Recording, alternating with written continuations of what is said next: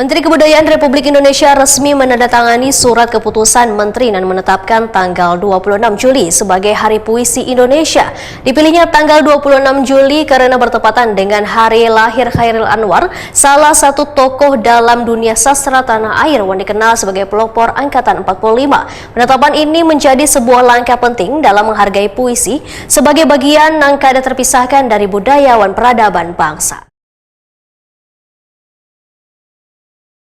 Menteri Kebudayaan Republik Indonesia Fadlizon secara resmi menandatangani surat keputusan Menteri yang menetapkan tanggal 26 Juli sebagai Hari Puisi Indonesia. Dipilihnya tanggal 26 Juli karena bertepatan dengan hari lahir Chairil Anwar, salah satu tokoh dalam dunia sastra tanah air yang dikenal sebagai pelopor Angkatan 45.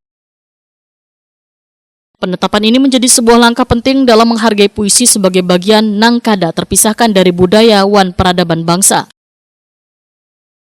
Menteri Kebudayaan Republik Indonesia Fadlizon menyatakan apresiasinya atas kerja-kerja Yayasan Hari Puisi Indonesia yang telah konsisten selama 13 tahun mengajak dan mendorong sejumlah sastrawan, komunitas sastra, dan pegiat sastra dari berbagai daerah di Indonesia untuk merayakan Hari Puisi Indonesia setiap tanggal 26 Juli.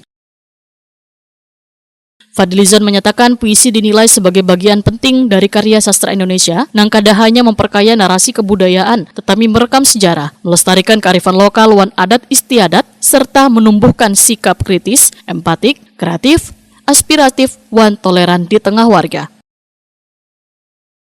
Puisi merupakan salah satu ekspresi budaya yang telah hidup ratusan tahun, mulai dari era Pujangga Lama, Pujangga Baru, masa Balai Pustaka hingga angkatan-angkatan sastra yang kayak Angkatan 45 yang melahirkan Chairil Anwar, Idrus wan Rifai Apin. Fadlizon memadahkan akan meluncurkan Anugerah Sastra Indonesia serta memperluas program yang kaya Laboratorium Penerjemahan Karya Sastra ke berbagai bahasa asing.